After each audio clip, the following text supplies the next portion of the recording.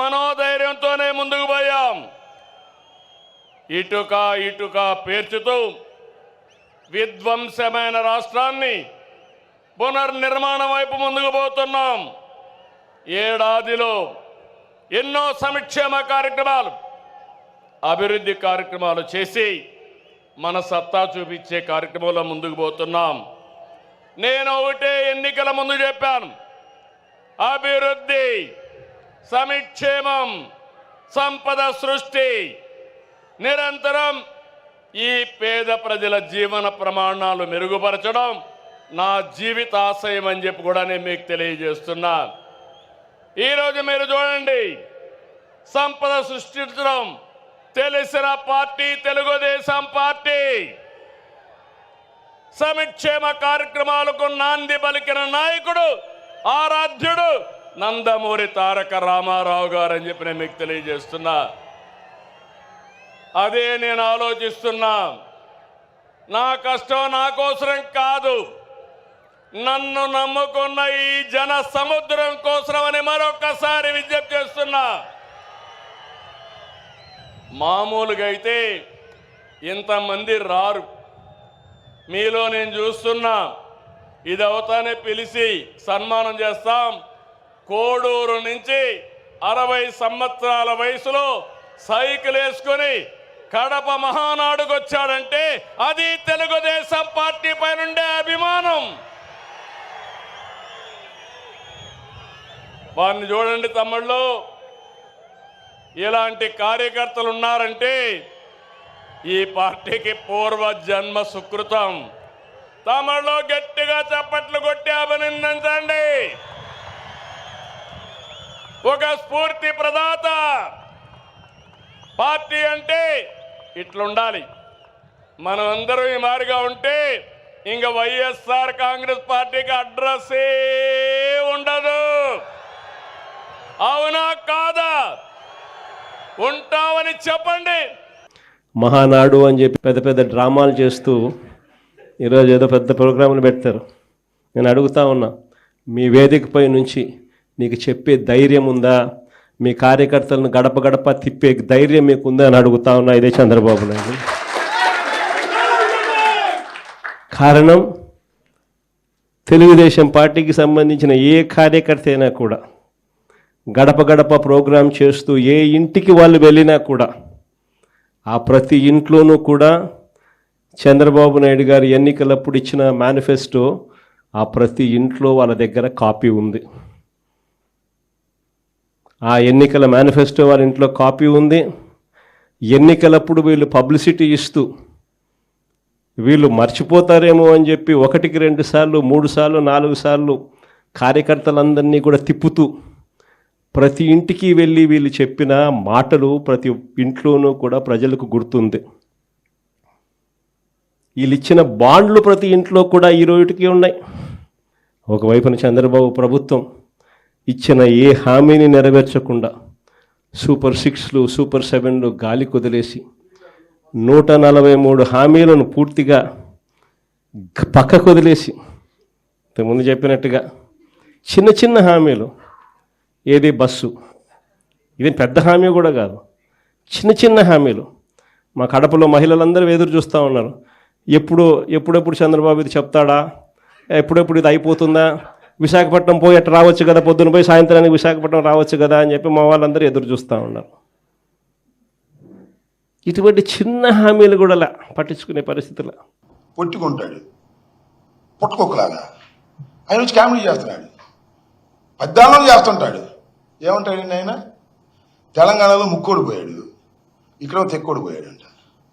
ఏం మాట్లాడుతున్నావు? ఏమైనా చంద్రబాబు నాయుడు గారు నువ్వేమో నవ్వుకుంటున్నావా ఏంటిది? మొన్న కూడా అంతే, ఇక్కడ ఎమ్మెల్యేల వినోద కార్యక్రమాలప్పుడు కూడా జగన్మోహన్ రెడ్డి గారిని తిట్టడం, కింద నవ్వుకోవటం. ఇవాళ కూడా ఆ బుడంకాయ లాంటి నర్సిరెడ్డిని పిలిపించుకోవడం, ముక్కోడు తెక్కోడు ఆనందపడటం. ఏం మీ వల్లనేవా? మీ అబ్బాయి ఒక పిల్లోడు, నువ్వేమో బొల్లోడివి అని మేము అన్నాం కదా, అది సంస్కారమా? ఇలా మాట్లాడటం మొదలెడితే మాకన్నా ఎక్కువ మాట్లాడగలరా? తప్పు నాయన. తెక్కోడు గిక్కోడు ఇట్లాంటి మాటలు కాదు. వ్యక్తిగతంగా మీరు మాట్లాడటం మొదలెడితే అంతకన్నా వ్యక్తిగతంగా మాట్లాడగలమని కూడా ఈ సందర్భంగా నేను మనవి చేస్తున్నా. అంతేకాదు తల్లి చెల్లి అని మాట్లాడతాడు. ఎవరు? ఆ పిల్లోడు తల్లి చెల్లి అని మాట్లాడతాడు. అదే మాట్లాడేటువంటి కార్యక్రమం చేస్తే మేము మాట్లాడలేగా. చంద్రబాబు నాయుడు గారు, మీ తల్లి ఎక్కడ, మీ చెల్లి ఎక్కడ? ఎప్పుడైనా మీ తల్లి గురించి మాట్లాడారా? ఎప్పుడైనా మీ చెల్లి గురించి మాట్లాడారా? మొన్నే కదా గృహప్రవేశం చేశారు, మీ చెల్లిని ఏమైనా తీసుకెళ్లారా? ఏమయ్యా లోకేష్ గారు, ఓ పిల్లోడా, నువ్వేమన్నా మీ మేనత్తలకు ఎప్పుడన్నా బట్టలు పెట్టావా? మీ మేనత్తలను ఇంటికి పిలిచావా? ఇష్ట కుటుంబ విషయాల గురించి మాట్లాడటం మొదలెడితే మేము మాట్లాడగలం అనే విషయాన్ని దయచేసి మర్చిపోవద్దు. సంస్కారహీనంగా మీరు మాట్లాడటం మొదలెడితే మా వాళ్ళు కూడా మాట్లాడతారు. ఇట్లాంటి అలవాట్లు చెయ్యొద్దయ్యా. చంద్రబాబు నాయుడు గారు, నీ దగ్గర సరుకు లేదు, నువ్వు చేసినటువంటి వాగ్దానాలను నిలుపుకున్న పరిస్థితి లేదు. మహానాడులో గావు కేకలు పెట్టి ఏదో సెక్స్ అయిపోయిందనే కవరించేటటువంటి ప్రయత్నం చేస్తున్నావు తప్ప సక్సెస్ కాలేదు సరిగదా. అనుకున్న స్థాయిలో విజయవంతం కాలేక గావు కేకలతో మహానాడు బ్రహ్మాండంగా జరిగిందని కవరించుకునేటటువంటి దౌర్భాగ్యమైన పరిస్థితికి ఓ నారా చంద్రబాబు నాయుడు గారు మీరు దిగజారిపోయారు. ఇది దయచేసి గుర్తుపెట్టుకోమని కూడా ఈ సందర్భంగా నేను చెప్పదలుచు. అండ్ ఈరోజు ఒకరిద్దరు ఆడవాళ్లతో మహానాడులో జగనన్నని ఒరే తురే అని మాట్లాడిచ్చి చంద్రబాబు నాయుడు సంబరపడుతున్నాడేమో కానీ ఖచ్చితంగా మీరు చేస్తున్న ఈ బూతుల మీటింగ్లకి, ఈ వికృత చేష్టలకి ప్రజలందరూ డిసైడ్ అయిపోయారు. Quit Chandrababu, kick Telugu Desam party అని. ఒక్క తన్నుదంతే ఆంధ్ర ప్రజలు తెలుగుదేశం పార్టీ మొత్తం ఏపీ నుంచి ఎక్కడో పోయి పడుతుందన్న సంగతి తెలుసుకోండి. ఇప్పటికైనా ఒళ్ళు దగ్గర పెట్టుకొని, నోళ్ళు దగ్గర పెట్టుకొని మాట్లాడండి. ఒక ముఖ్యమంత్రికి ఇవ్వాల్సిన కనీస గౌరవం కూడా లేకుండా ఈ విధంగా మాట్లాడే వాళ్ళ ఇంట్లో వాళ్ళ పెంపకం ఎలా ఉందో ప్రజలందరూ గమనిస్తున్నారు.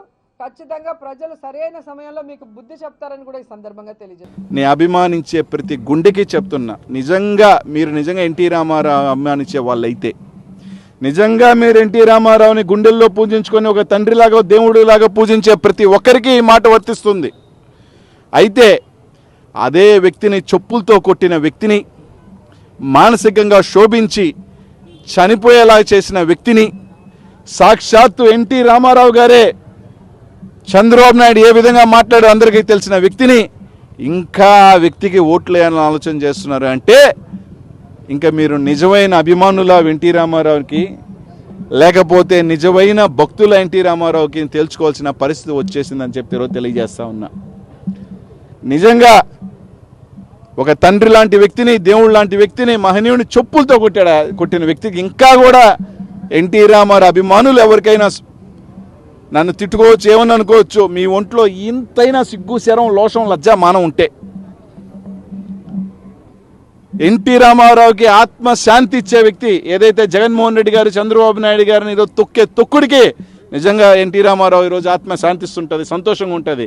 నిన్న 2 రోజులు ఎన్టీ రామారావు ఆత్మకు శోభించుంటుంది. నన్ను చంపి నా పదవి పీక్కొని ఈడు నాకు దండలేస్తున్నాడే అని చెప్పి ఏడుస్తుంటుంది. అదే జగన్మోహన్ రెడ్డి గారిని చూసి సంతోషం ఉంటుంది. తొక్కాడు రాజు ఈ చంద్రబాబు నాయుడు అని. కాబట్టి ఏ వ్యక్తికి ఓటు వేయాలో ఎన్టీ రామారావు ఇప్పుడైనా అందరూ వయసు ఉన్నోళ్ళే. ఎందుకంటే 83 అంటే అందరూ దాదాపు ఎన్టీ రామారావు అభిమానులు అందరూ, నిజమైన అభిమానులు అందరూ 60 పైపడిన వాళ్ళే. ఒకసారి ఆలోచన చేయండి. 65, 60, 70 సంవత్సరాల్లో మీ కొడుకు మిమ్మల్ని చెప్పుతో కొడితే ఎలా ఉంటుంది? ఎంత బాధేస్తుంది. అంత బాధ ఎన్టీ రామారావు శోభించండి. అసెంబ్లీలో కన్నీళ్ళు పెట్టుకున్నాడు ఎన్టీ రామారావు గారు. కాబట్టి అట్లాంటి వ్యక్తిని చేసిన వాడికి ఇంకా సిగ్గు శరం లేకుండా, నిజంగా చెప్తున్నా, మీరు సిగ్గు శరంగా నిజంగా ఎన్టీ రామారావు అభిమానులు అయితే ఆ ఎదవకు ఓట్లేరు చంద్రబాబు నాయుడు.